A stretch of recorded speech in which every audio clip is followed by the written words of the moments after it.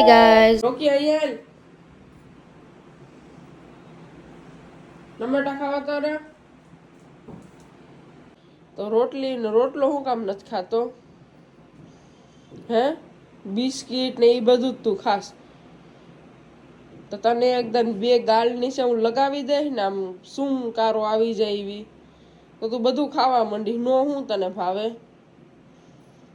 સાંભળ્યું તે મને માખણ નહીં ચોપડતો જરાય મને જરાય માખણ ચોપડીમાં હું મારા હાથે દયા નહીં ખાઉં તું બહુ બિચારો છે ખબર છે શું ખાવું તારે આ ટમેટા ખાવા એમ કે તો રોટલી ને ઈ કેમ નથી ખાતો ઘી વાળી ગરમ દઈએ તો એ હે તે તારી સર્વિસ માગે છે એકવાર સર્વિસ તારી કરી દઉં ઝઘડો કરવો છે તારે ઝઘડો કરવો છે મારા એ ઝઘડો કરવો છે ઊભો રે તેરી તો ઊભો રે ખમણ ખાવાના ઈડલી ખાવાની બિસ્કિટ ખાવાના ટમેટા ખાવાના બસ ઈ જ ખાવાનું નથી દેવા ટમેટા જા આમ જવા દે બસ હું નહીં દઉં ટમેટા તારા ઉપર દયા ખાઈને જવા દે હાલ આપો હાલ Hi guys, good morning. અને આજે છે તારીખ 23 અને પપ્પા આજે ગામડેથી સવારમાં આવ્યા અને પપ્પા ત્યાંથી સરસના દૂધના તાજા બનાવેલા પેંડા લઈને આવ્યા હતા અને મમ્મીએ ઘી મગાવ્યું હતું તો પપ્પા ઘી પણ લઈને આવ્યા અને વધારે લેવું હતું પણ વધારે ના મળ્યું અને ઓર્ડર તો દીધો છે પણ અત્યારે 3 કિલો જ મળ્યું એટલે 3 કિલો લઈને આવ્યા છે કેમ કે શિયાળો છે તો અડદિયા બનાવવાના જ હોય એટલે અત્યારે 3 કિલો લઈને આવ્યા છે થોડું ઘણું હતું અને 3 કિલો લઈને આવ્યા બીજો ઓર્ડર આપી દીધો છે અને ત્યારબાદ મમ્મીએ જુઓ પાંદડા પણ મગાવ્યા હતા શેના છે એ મને નથી ખબર પણ પપ્પા પાંદડા પણ લઈને આવ્યા છે તો હવે મમ્મી એને સૂકવશે તડકામાં અને આ ભરવાડ લઈને કેટલો હોય ને એવડો કેટલો ઘીનો છે આ વખતે જો વધુ ઘી નથી મળ્યું નકર મોટો કિટલો છે ને એમાં જ પપ્પા હર વખતે 5 કિલો ઘી લઈને આવે છે પણ આ વખતે ના મળ્યું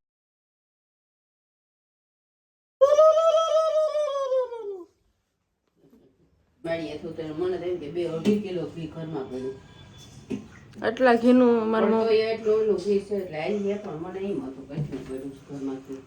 મને અમારા ઘરમાં ગમે એટલા પૈસા વપરાઈ જાય ને એનું ટેન્શન ઓછું થાય વાંધો નહીં ભગવાને સારું દીધું છે તો એ વાપરે પણ ઘીના ખર્ચા બહુ કર્યા રાખે ને એ એક મને મારું ટેન્શન એમાં વહી જાય આ છે ને 3 કિલો ઘી કાલે લઈ આવ્યા અને આ છે ને એ 5 કિલોની કેટલી મોટી છે ઈ પૂરી થઈ ગઈ થોડું ઘણું જ વધ્યું છે એમાં મને એ નથી ખબર પડતી કે ઘી જાય છે ક્યાં બધું એમ પૈસો બધો વાપરે તો એમાં હું કઈ ટેન્શન ન લઉં કાંઈ નહીં વાંધો ને હવે ભગવાને એટલું દીધું છે તો એ બધા પોતપોતાની રીતે ખર્ચા કરે હું મારી રીતે હું કપડામાં હું ખર્ચા કરું પણ હવે આ ઘી એટલું ખર્ચા કરે ને એમાં મારો જીવ બળ્યા રાખે ઘી જાય છે ક્યાં બીજું તો માઈ ગયું પણ હવે અત્યારે લીધું પાછું 3 કિલો અડદિયામાં જાય અને હવે આ 3 કિલો હટનારનું પૂરું થઈ જાય ને હવે ઓર્ડર હજી અત્યારેથી જ દઈ દીધો ફોનમાં કે પાછું થાય તો અમને ફોન કરજો હજી આ 3 કિલો પોગી રહ્યું તો દઈ દીધો એટલે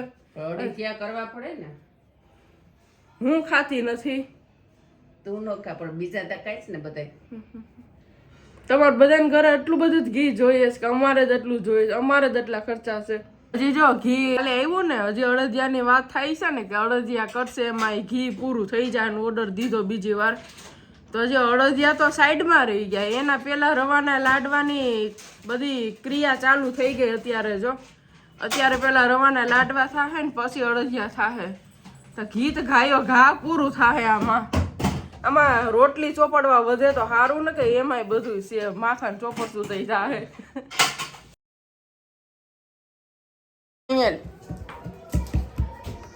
આમ જો મારી વાત સાંભળ એક વાત કહું હે પપ્પા આવે પપ્પા આવે. રોકી પપ્પા આવે એટલે અત્યારેથી અહીંયા બેસમાં હજી વાર છે. હજી ઓફિસ થી પોગતા વાર લાગશે.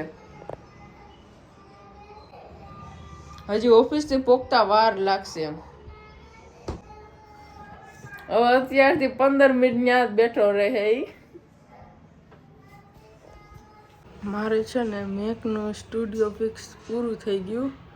હવે આજે એના માટે નહીં કહું, કેમ કે આજે સવારે ઘી માટે બહુ રોસ્ટ કરી લીધા છે. અને આજે હું મારા ખર્ચાનું કહીશ ને એટલે હવે મને રોસ્ટ કરશે કે તારાય બહુ ખર્ચા હોય ને તારે એક એક વસ્તુ બહુ મોંઘી હોય.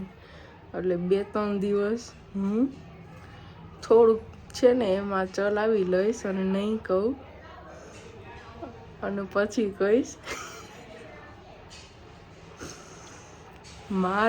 મને એ પ્રોબ્લેમ નથી કે ખર્ચા હોય. ખર્ચા ભગવાને દીધું ભલે કરે, પણ ઘી ઘડીએ પૂરું થઈ જાય ને એ પ્રોબ્લેમ છે.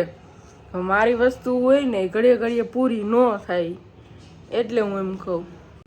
ત્યારબાદ પપ્પા આવ્યા તો રોકી માટે બિસ્કિટ લઈ આવ્યા, અને ઓફિસનો માણસ બિસ્કિટ લેવા ગયો ને તો ભૂલમાં નાનું બોક્સ લઈ આવ્યો. મોટું બોક્સ લેવાનું હતું. અને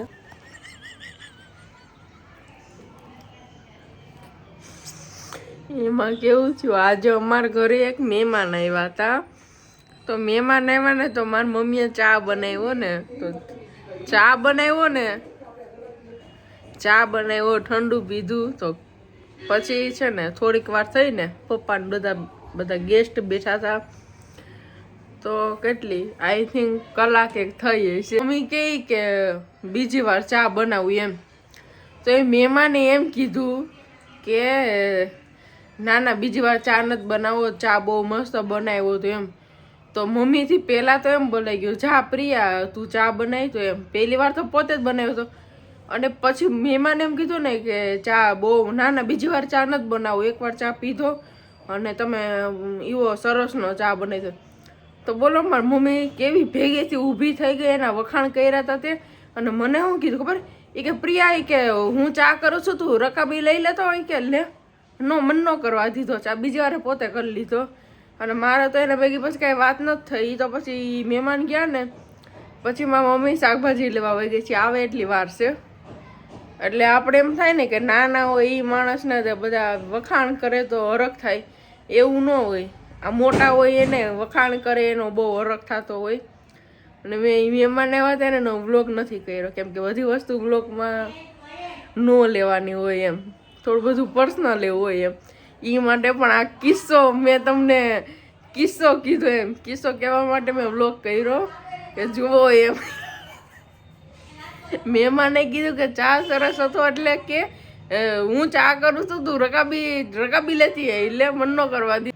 જો બપોર પહેલા રવાના લાડવા થઈ ગયા અને હવે બપોર પછી છે ને મહેમાન પણ વયા ગયા.